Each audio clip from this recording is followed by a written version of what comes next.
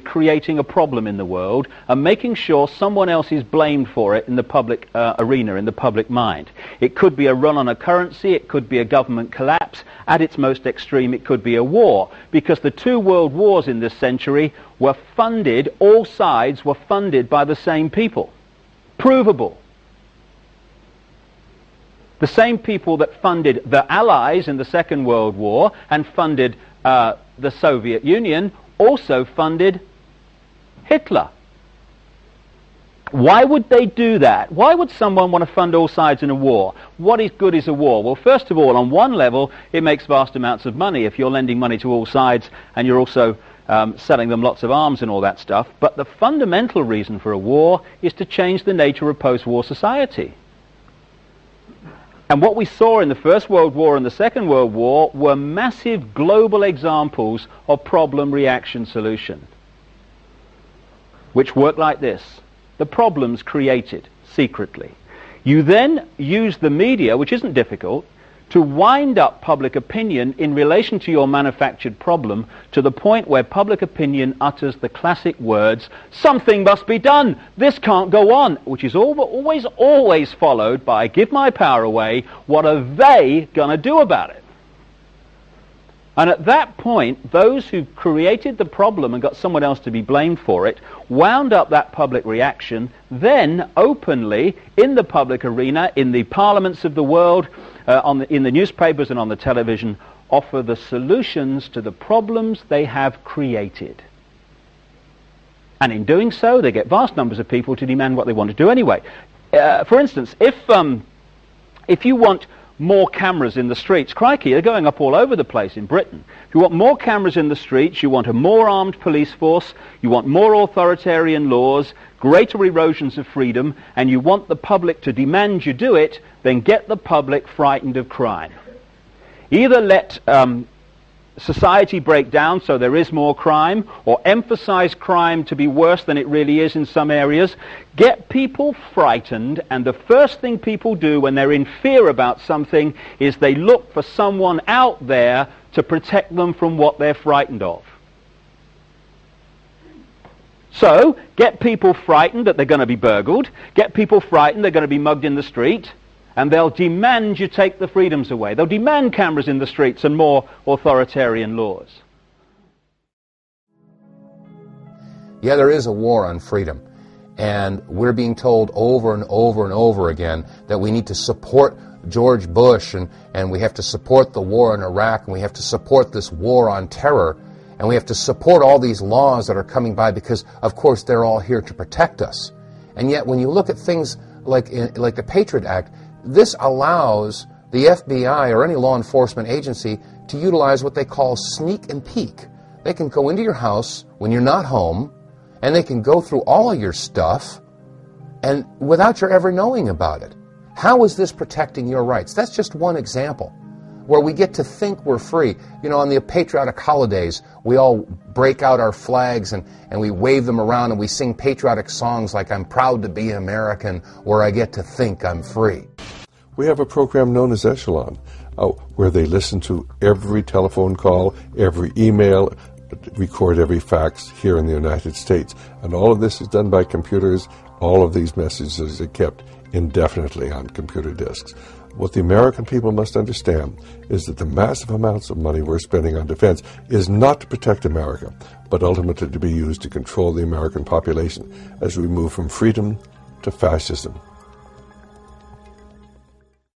Currently in the United States, unannounced to most brainwashed Americans, your home can be searched without a warrant, without you being home. You can in turn be arrested with no charges revealed to you, detained indefinitely with no access to a lawyer, and legally tortured, all under the suspicion that you might be a terrorist. If you need a painted picture of what is happening in this country, let's recognize how history repeats itself. In February 1933, Hitler staged a false flag attack, burning down his own German parliament building, the Reichstag, and blamed it on communist terrorists. In the next few weeks, he passed the Enabling Act, which completely eradicated the German Constitution, destroying people's liberties. He then led a series of preemptive wars, all justified to the German people as necessary to maintaining Homeland Security.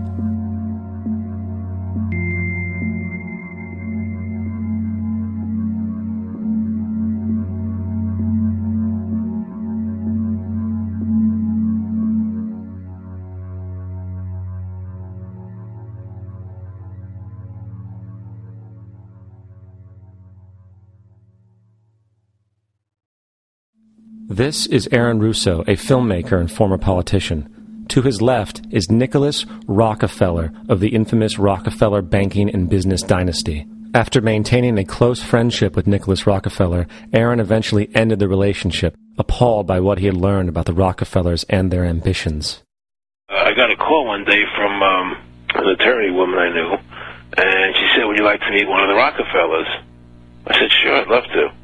And we became friends, and he began to divulge a lot of things to me. So he said to me one night, he said that there's going to be an event there, and out of that event, you're going to see we're going to go into Afghanistan, so we can run pipelines from the Caspian Sea. We're going to go into Iraq to take the oil and establish a base in the Middle East, and we're going to go into Venezuela and try and get rid of Chavez. And the first two they've accomplished. Chavez they didn't accomplish.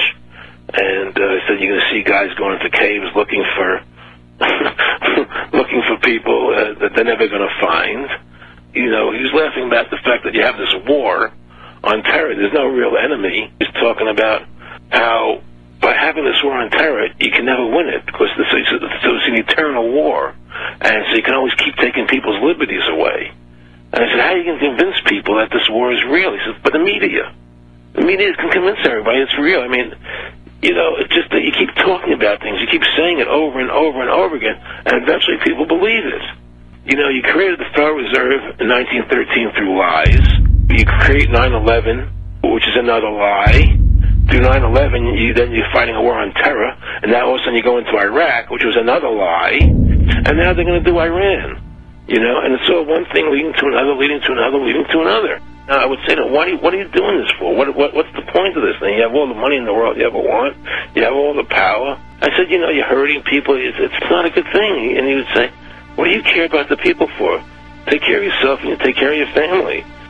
And then I said to him, what are the ultimate goals here? He said, the ultimate goal is to get everybody in this world chipped with the RFID chip and have all money be on those chips and everything on those chips. And if anybody wants to protest what we do or violate what we want, we just turn off their chip. Just turn off their chip. Just turn off their chip. Just turn off their chip. The goal of this manipulation, and has been for a very long time, is to get the world population, or that majority of it anyway, to see as a good idea, or the only option in given circumstances that are manipulated into place, the creation of a one-world government to which nation-states would be principalities, administrative units, a world central bank which would administer all financial transactions on the planet, a world currency which wouldn't be coins and notes, it would be merely electronic, cashless society for which there are fundamental implications for freedom, as we'll see as we go along tonight. A world army under centralized control with nation-state armies dismantled under the justification of seeking peace, and a microchipped population linked to a global computer, the latter of which sounds bizarre to many people on first hearing, except that we are ridiculously close to it and the technology already exists. That's right, microchipped. In 2005, Congress, under the pretense of immigration control and the so-called war on terrorism, passed the Real ID Act, under which it is projected by May 2008, you will be required to carry around a federal identification card, which includes on it a scannable barcode with your personal information. However, this barcode is only an intermediary step before the card is equipped with a Verichip RFID tracking module, which will use radio frequencies to track your every move on the planet. If this sounds foreign to you, please note that the RFID tracking chip is already in all new American passports. And the final step is the implanted chip, which many people have already been manipulated into accepting under different pretenses. We have a Florida family who are really